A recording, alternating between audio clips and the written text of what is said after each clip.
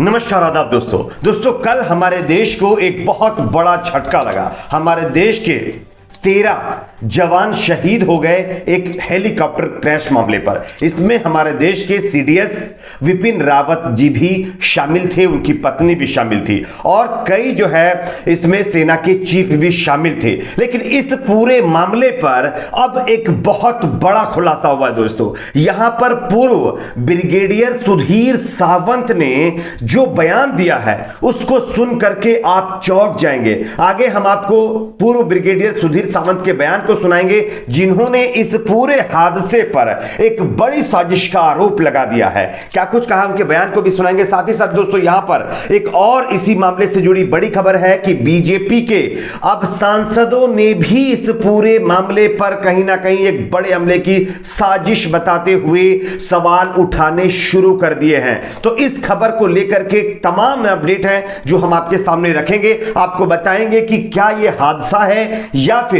जो तमाम army officers और तमाम अब पॉलिटिशियंस जो आरोप लगा रहे हैं उसमें कितनी सच्चाई है। उससे पहले आपको क्या लगता है दोस्तों, नीचे कमेंट सेक्शन में अपनी राय को जरूर शेयर करिए। वीडियो को लाइक, चैनल को सब्सक्राइब भी जरूर कर लीजिए। सबसे पहले सीडीएस रावत की जो कैजुअलिटी हुई है, यानी जो वो शहीद हुए, उस मामले पर अब सवाल खड़े होने शुरू हो गए हैं। आप सभी जानते होंगे कल का दिन हमारे देश के लिए कहीं ना कहीं एक काला दिन था, क्योंकि हमारे देश के जो है 13 जो जवान हैं जो देश के लिए अभी तक बहुत ज्यादा योगदान दे चुके थे, वो इस दुनिया में नहीं रहे। जो आर्मी के सीनियर अधिकारी सीडीएस रावत जी भी नहीं रहे और इस पूरे प्रकरण पर अब सवाल खड़े होने शुरू हो गए हैं। सबसे पहले हम आपको एक खबर दिखा रहे हैं, आप इस खबर को गौर से देखिए दोस्तों। हेलीकॉप्टर का जो हादसा हुआ है इसकी खबर पर आप जो है आशंका जताई जाने लगी है।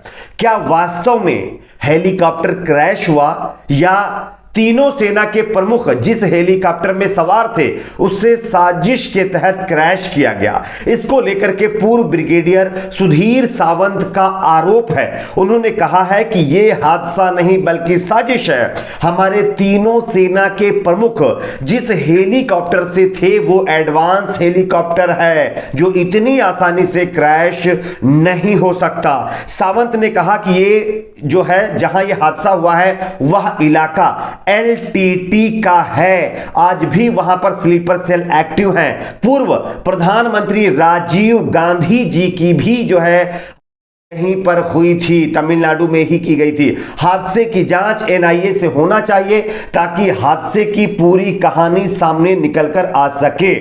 और आप सभी जानते होंगे कि इस मामले पर हमारे देश के 14 जाबाज इस दुनिया में नहीं रहे। आपको बता दें कि भारतीय वायुसेना का जो हेलीकॉप्टर IAF MI-17V5 है जो क्रैश हुआ है उसमें देश के चीफ डिफेंस स्टाफ यानी सीडीएस विपिन रावत भी सवार थे।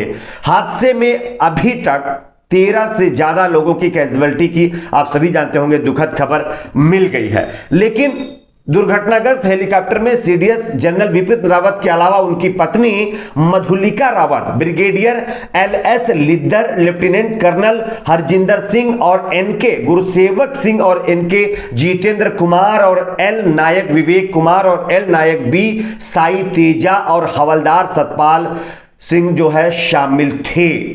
और अचानक ये जो है हेलीकॉप्टर है वो दुर्घटनाग्रस्त हो गया है। अब यहां पर जो 3 सवाल पूर्व ब्रिगेडियर सुधीर सावंत ने खड़े किए हैं। पहला उनका यह सवाल है कि जहां हेलीकॉप्टर क्रैश हुआ वहां पहले भी राजीव गांधी की हत्या हो चुकी है, संदिग्ध इलाके में आज भी स्लीपर सेल एक्टिव हैं और सीडीएस जिस हेलीकॉप्टर से थे वो एडवांस। तो ये 3 सवाल उन्होंने खड़े किए हैं। उनके बाद अब खुद बीजेपी के सांसद सुब्रमण्यम स्वामी ने भी इस मामले पर जो है एक बहुत बड़ा सवाल खड़ा किया है। सुब्रमण्यम स्वामी ने क्या कहा है मैं आपको पढ़ के बताता हूं। उन्होंने कहा है कि ये जो इस तरह से हेलीकॉप्टर क्रैश हुआ है ये क्रैश नहीं, इसमें बहुत बड़ी साजिश हो सकती है। उन्होंने कहा कि सीडीएस जनरल जो विपिन रावत जी हैं सेना के उन चुनिंदा टॉप लेवल के अधिकारियों में से आते हैं, अधिकारियों में शामिल थे जो सरकार से नहीं डरते थे और चीन को लेकर के अपनी भावनाएं खुलकर जताते थे। उन्होंने आशंका जताई है कि हो सकता है कि हेलीकॉप्टर के साथ हादसा ना हुआ हो और उसे निशाना बनाया गया हो। उन्होंने साइबर वॉरफेयर की ओर आशंका जता करके इस घटना को लेकर के बड़े सवाल खड़े कर दिए हैं। हेलीकॉप्टर पर हो सकता है लेजर हमला, यह बात भी सुब्रमण्यम स्वामी ने खुले तौर पर कह डाली है। और अब इसके बाद सवाल यह खड़ा होता है कि क्या सुब्रमण्यम स्वामी और पूर्व ब्रिगेडियर सुधीर सामंत जो आरोप लगा रहे हैं क्या उसमें सच्चाई है? खैर ये इनके निजी बयान है, मैं इसकी पुष्टि नहीं करता, लेकिन जो इन्होंने कहा वो मैं आपके सामने रख रहा हूं। लेकिन सवाल तो है कि जब इन्वेस्टिगेशन होगा तब एग्जैक्टली पता चलेगा कि वहां पर हुआ क्या था, किस सिचुएशन में ये सारी घटनाएं हुई हैं। लेकिन ये दो दिग्गज, एक तो खुद पूर्व आर्मी के रिटायर ऑफिसर हैं और दूसरे एक बड़े नेता हैं, उन्होंने ये गंभीर आरोप लगाया है।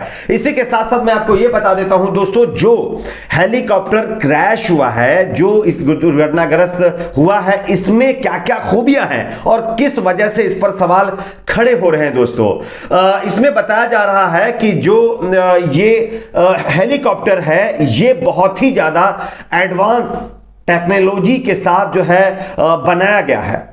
एक तो इस हेलीकॉप्टर की तकनीक बहुत भरोसेमंद मानी जाती है, दूसरा इसके ट्रिपल इंजन में भी इसे दमदार और संकट से निकालने जाने वाला चॉपर साबित होता है। यानी कि इस हेलीकॉप्टर में एक या दो नहीं, तीन तीन इंजन थे कि कभी भी इमरजेंसी में एक इंजन खराब होता है तो दूसरा काम करेगा, दूसरा खराब होता है तो तीसरा काम करेगा। जब तीन तीन इंजन इसके अंदर रखे हुए हैं तो अगर कुछ इंजन में प्रॉब्लम हुई होगी तो एक खराब हो गया, दूसरा तो चालू कर सकते हैं। तो ऐसे और भी तमाम सवाल खड़े हो जाते हैं। उसके बाद बताया जा रहा है कि भारतीय सैन्य अधिकारियों के मुताबिक यह हेलीकॉप्टर भले ही रूस निर्मित है लेकिन यह भारतीय सेना के लिए रीढ़ माने जाते हैं। यहां कई पायलट जो है इसे उड़ाने का लंबा अनुभव भी रखते हैं। विंग कमांडर पृथ्वी सिंह चौहान भी ऐसे ही पायलट थे जो इस हेलीकॉप्टर को उड़ा रहे थे।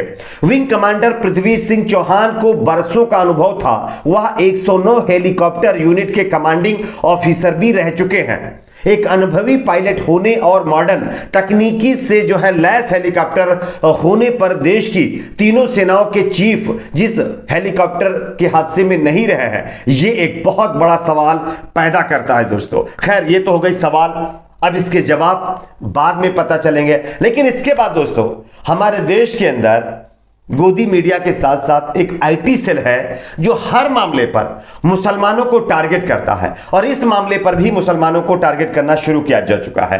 खैर वो अलग बात है कि पाकिस्तान के जो ऑडियंस होंगे, जो लोग होंगे, वो चाहे जितना खुश हों इस मामले पर, वो उनकी फितरत बताती है, वो उनके अंदर की सोच बताती है, वो कितने मतलब नीच किस्म के लोग होंगे। लेकिन हमारे देश के मुसलमानों को भी इस मामले पर बदनाम किया जाने लगा।